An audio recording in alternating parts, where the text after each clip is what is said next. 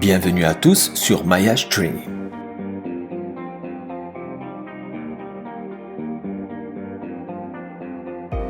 Aujourd'hui, nous allons voir comment calculer un budget prévisionnel. Un budget prévisionnel est un outil qui permet au début de chaque exercice comptable de chiffrer et de matérialiser ses objectifs. Il vous permet de voir sur un seul tableau toutes vos charges et vos produits sur l'année à venir. En définissant votre budget, vous disposez d'un outil auquel vous pouvez vous référer régulièrement. Les prévisions que vous définissez au sein du budget vont constituer autant d'éléments dans le temps pour votre entreprise et elles permettront de mesurer régulièrement les écarts avec les réalisations. Alors, commençons par la création du budget prévisionnel. Nous allons d'abord commencer à lister toutes les différentes charges de l'entreprise. Comme vous le voyez sur notre écran, nous avons plusieurs onglets sur notre fichier Excel.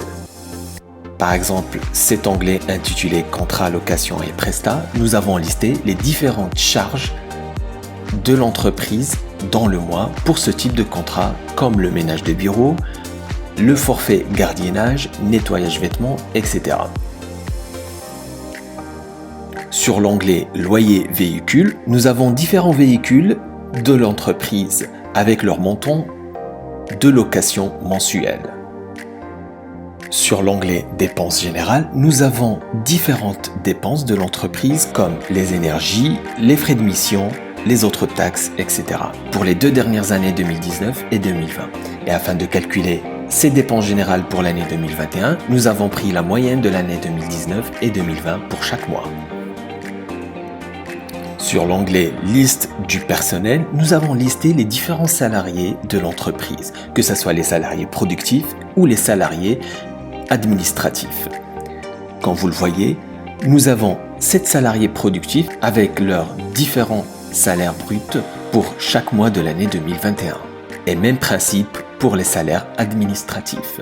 Sur l'onglet « Investissement 2021 », nous avons les différents investissements prévus pour l'année 2021. Nous avons ici par exemple 2 investissements, machine A et machine B, avec différents montants. La machine A a une durée d'amortissement de 8 ans et la machine B a une durée d'amortissement de 7 ans. Pour calculer le montant d'amortissement en 2021, nous prenons le montant d'investissement de la machine divisé par sa durée d'amortissement. Et pour avoir le montant d'amortissement en mensuel, on le split sur 12 mois. Sur l'onglet « Coûts fixes », nous avons les différents coûts fixes de l'entreprise. Comme vous le voyez sur l'écran, nous avons la location immobilière par mois de l'entreprise, ainsi la taxe foncière et la cotisation foncière d'entreprise.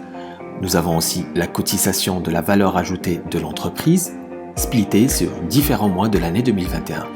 Et nous avons aussi l'amortissement déjà établi dans l'entreprise, plus l'amortissement que nous venons de calculer sur l'onglet Investissement 2021. Ensuite, nous récapitulons l'allocation mensuelle du véhicule par mois sur l'année 2021 à partir de l'onglet que nous avons vu, Loyer véhicule. Et puis la même chose pour les dépenses générales. Sur l'onglet Détail CA, nous allons estimer le chiffre d'affaires de l'entreprise sur l'année 2021. Afin de faire ce calcul, nous avons pris les chiffres d'affaires réalisés sur l'année 2019 et 2020. Et nous avons fait la moyenne de chaque mois de l'année 2019 et 2020 sur 2021 et nous estimons que le chiffre d'affaires des 2 dernières années va baisser de 10%. Bien sûr, vous pouvez estimer une baisse ou une hausse de chiffre d'affaires selon le marché et les conjonctures actuelles. Sur cet onglet « Calcul du besoin de main-d'œuvre », nous allons calculer les heures productives dont on a besoin afin de réaliser notre chiffre d'affaires prévu pour l'année 2021. Ceci va nous permettre de savoir si on doit faire appel à des intérimaires dans l'entreprise. Pour calculer cela, nous avons pris la moyenne de chiffre d'affaires par heure de production sur toute l'année 2020. Et ça correspond à 77 €. Ce chiffre, nous allons l'exploiter sur nos calculs de besoins en heures productives. Nous avons besoin aussi de nombre de jours travaillés de chaque mois de l'année 2021, le chiffre d'affaires défini dans l'onglet Détail CA pour chaque mois de l'année 2021 et le nombre effectif productif. Sur la ligne 9, nous avons calculé les congés payés théoriques pour chaque mois de l'année 2021 en prenant l'ensemble des congés payés pour chaque salarié de l'année En France, par exemple, c'est 25 jours de congés payés dans l'année pour chaque salarié, multiplié par le nombre de salariés, ça veut dire 7, divisé par 12. Ensuite, sur la ligne 10, nous avons les ressources en heures brutes. Cette ligne est calculée de la manière suivante. L'effectif productif, 7 salariés, multiplié par les jours travaillés, multiplié par les heures légales de travail dans la journée. En France, par exemple, les heures légales travaillées dans la journée, c'est 7 heures. Sur la ligne 12, c'est l'estimation des arrêts de maladie et d'accidents de travail, splittés sur différents mois de l'année 2021. Sur la ligne 13, c'est notre répartition réelle des CP que nous estimons sur l'année 2021 par mois. Sur la ligne 14, c'est le nombre d'heures d'absence calculé selon les arrêts de maladie et les CP estimés sur chaque mois. Ensuite, sur la ligne 16, c'est le total ressources heures net. Ça veut dire les ressources en heures brutes moins les nombres d'heures d'absence. Pour la ligne 18, c'est le nombre ETP productif. Ça veut dire le total ressources heures net divisé par le nombre de jours travaillés dans le mois multiplié par 7 heures, les heures légales travaillées de la journée. Sur la ligne 20, nous avons le besoin heures de production. Ça veut dire notre besoin en termes d'heures pour réaliser notre production pour le chiffre d'affaires défini sur l'onglet détail CA. Pour calculer cela, nous prenons notre CA défini pour chaque mois divisé par la moyenne que nous avons calculée de l'année 2020 qui correspond à nos 77 euros. Et puis, on rend le chiffre d'heures en nombre ETP. Le même calcul pour les lignes précédentes.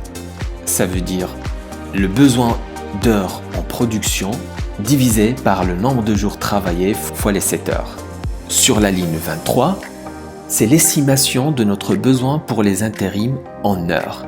Pour calculer cela, nous prenons notre besoin en heures de production moins le total ressources heures net. Et puis là, sur la ligne 24, nous convertissons le chiffre des heures en nombre d'intérims. À partir de la ligne 26, nous allons calculer notre masse salariale productive. Pour cela, nous allons prendre sur la ligne 28 les salaires bruts définis sur notre onglet « Liste du personnel » plus nos provisions de congés. Comme nous le savons déjà, les provisions congés sont estimées à 10% par rapport à nos salaires bruts. Ensuite, nous rajoutons les charges patronales estimées à 50%, ce qui donne sur la ligne 32 le total charge salariale.